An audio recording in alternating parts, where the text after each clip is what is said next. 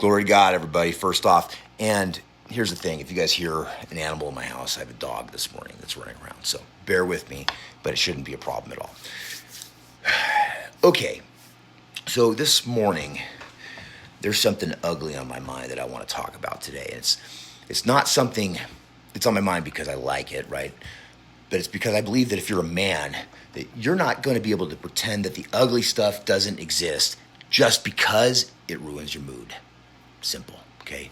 There's this pattern that I keep seeing, and it's not new, okay? But it's continuously getting sharper. And it's the copycat violence, right? The crowd attacks, that whole spectacle mindset where somebody wants to make a moment, right? They want to make a headline, start putting up a body count. They want to make a name for themselves. And I hate even saying it like that because the last thing I want to do is give the darkness, right, any free advertising.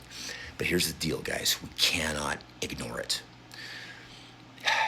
And so looking at that, what bothers me the most, right, is that most people think that danger looks like it looks like when you watch a movie, right? The big warning signs, there's an obvious villain, right? He's got a mustache, a soundtrack that is just telling you to kind of like move, right, and get out. But real life is so much quieter than that. You know, it's just a simple little vibe change in a room. It's just your normal day that just suddenly, bam, isn't normal. And so it brings me what I think the lesson is today, and it's that just basically, you guys, a stable man, he doesn't panic, right? And he doesn't sleepwalk, right? A stable man is going to watch, think, he's going to move his people. Because when, crowds start to get weird, and energy is getting charged up, and when somebody decides that they want to try to turn a place into chaos, that happens that fast, okay? And if you're waiting for certainty, you're already late. So listen right now, because I'm not saying that you need to live scared. I am saying that you need to live awake, and there is a huge difference, right? Fear is jittery and it's emotional. Fear is going to make you do really dumb things, and you're going to see enemies everywhere, okay? But being awake, it's calm, it's observant, it's being awake is you having great discipline. And I'm just going to tell it to you right here, straight at you.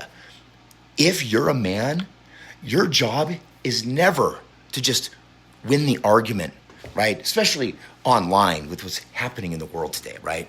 Okay. No, your job is to be the one person in your family who stays calm when everybody else out there gets weird, okay? Because that's what you were built for. Plain and simple. Now, I'm going to give you a framework, right, for public safety. And it doesn't involve paranoia, okay? It doesn't involve profiling, okay? And it doesn't involve you trying to go out there and be some kind of hero, because I'm not doing that, okay? Like I've said before, you guys, hard road hour is not cosplay. The hard road in life is competence. Competence. So here's the principle. You have to watch behavior, you have to watch the environment, and you watch pattern breaks, okay? Those are what you watch. You're not looking at people's identity, you're not looking at stereotypes, you're not checking out the way somebody looks, all right? And it's not what they might believe, okay? It's behavior. Because danger, it doesn't come with a label, you guys. So what does this look like? What does risky behavior look like when you're out in a crowd, okay? Well, it looks like somebody who doesn't match the normal rhythm of the place, all right? So let's say you're at a concert, okay, and everybody's loose and laughing and everyone's enjoying themselves, and then there's one person who's there and they're just stiff and they're scanning and they're intense. You can tell they're hunting for something, okay?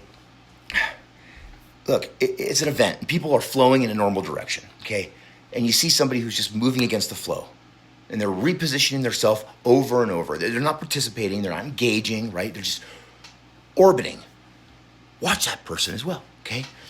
If you see somebody who keeps like testing space, okay, that means like they're getting too close to access points. They're drifting towards the choke points, and they're hovering near entrances and exits.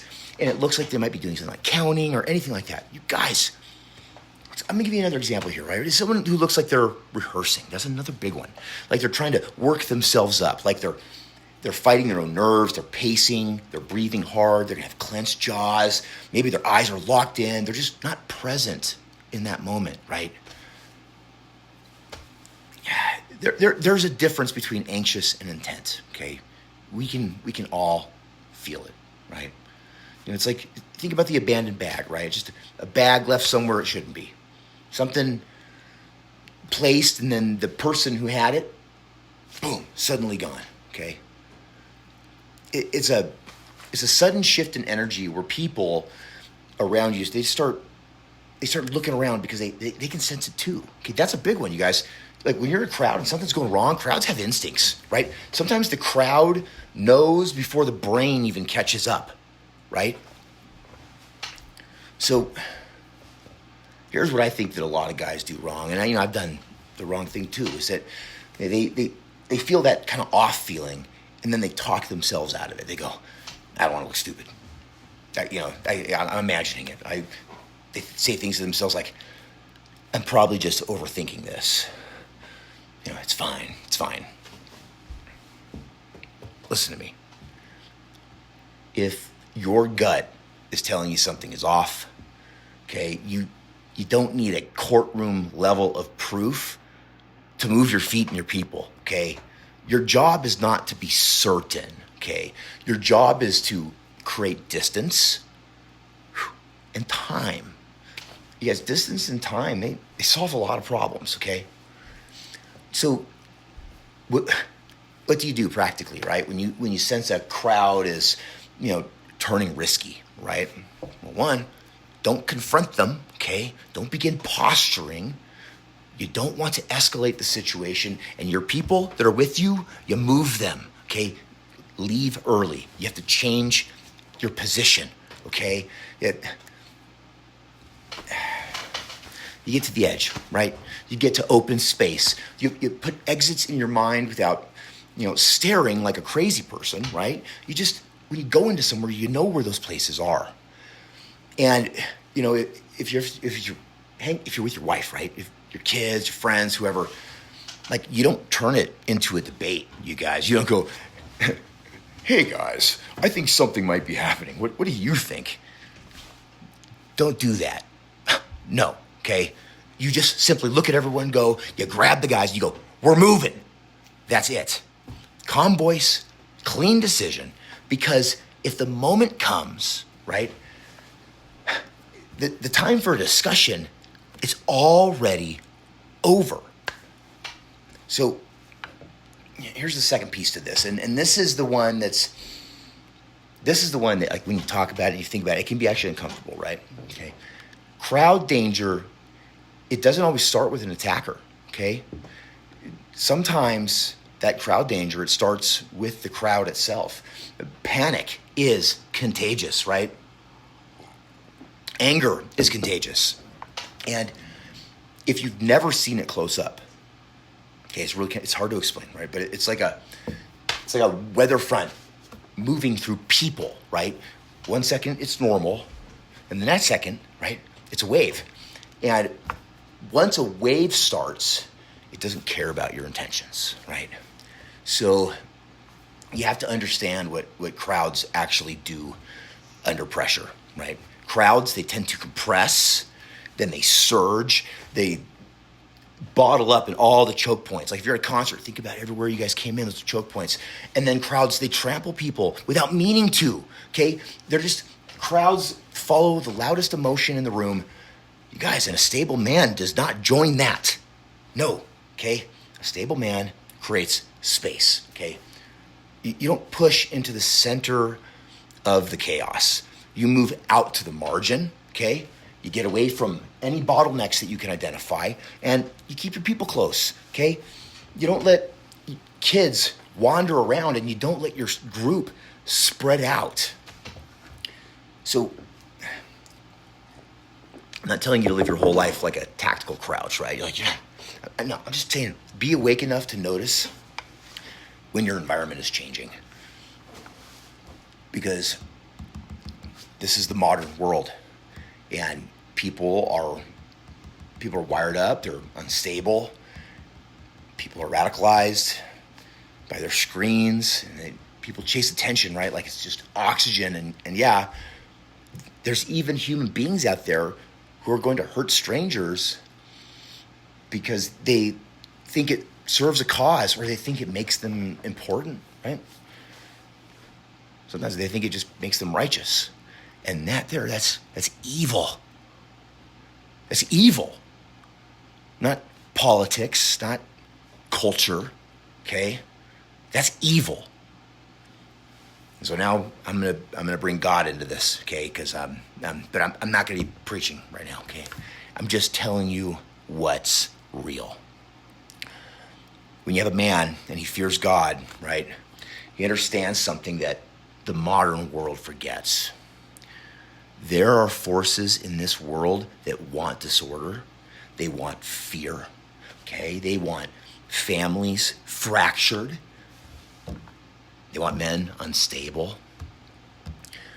Because unstable men, wow, so damn easy to manipulate. Really easy. Stable men, are hard to move. So if you want to fight that without becoming hateful, okay, here's how you do it, right? You become the calm man, right? You become prepared. You become that prepared man, and you have to be disciplined. And you have to become the man that your family actually feels safe around. And it's not because you're loud, right? It's because you're steady and consistent. I'm not done yet, guys. So one more third piece to this. It's brotherhood. And this is where most men fail. Simple, hands down. And when they do fail, most of them, they don't even know they're failing this, okay? Because most men, they think that isolation is strength, right? They think that being alone is independence. Bull, okay? Isolation is a weakness. Because when stress hits, man, being alone, you can feel so brittle and be brittle. And they get angry, they get weird, they spiral. But if you have a small circle of disciplined men, on the other hand, right, that becomes the stability in your community. It's not a mob, you're not a group looking for fights, none of you are acting paranoid. It just looks like men checking in or training their minds. You're keeping each other honest, and you don't let each other drift into, how do I just say this? You don't let each other drift into stupidity, okay? And yeah, men who can respond when people around them are losing their minds. That's the guys you want. That's the brotherhood that I continuously talk about. Now, all right, look. If you're a man and you're still living like everything's always going to be safe, right? Always going to be comfortable, always going to be convenient. I'm going to go to the grocery store and get my food. You're basically gambling with your family, okay? I'm not telling you to live in fear. I don't know how many times I've said that, but I've said that a few times. I'm saying stop living in denial. There's a big difference between those things, right? Denial is the enemy of preparedness. Denial, guys, that's what makes men soft. It's what makes people freeze when reality just comes crashing through the front doors. And I don't want anybody out there frozen. I want you all awake. All right, let's land this now, okay? So, you guys, Hard Road Hour is not about becoming something paranoid, right? It's about becoming reliable, right? So, when the things feel unstable in the world, your family doesn't need you to be a commentator, okay? No, they just need you to be a stabilizer. They need you to be the man that just makes decisions cleanly. And then they need you to be the man that is going to move early, not the man that debates while the danger is approaching, okay? You have to be the man who builds a life with margin and discipline. And that way you don't have to panic at the same time when everyone else does. So here's what I want you to do.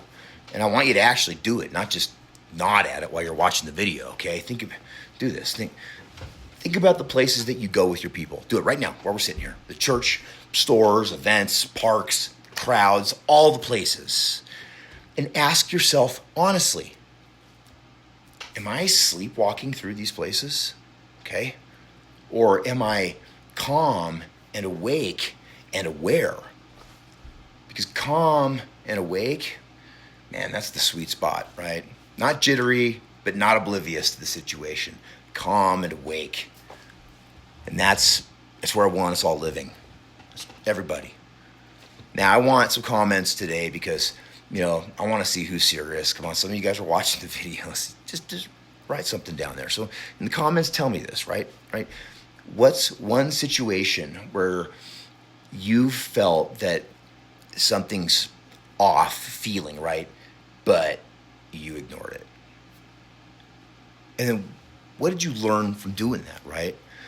Now, just guys, keep it clean, keep it respectful, but try to tell the truth here.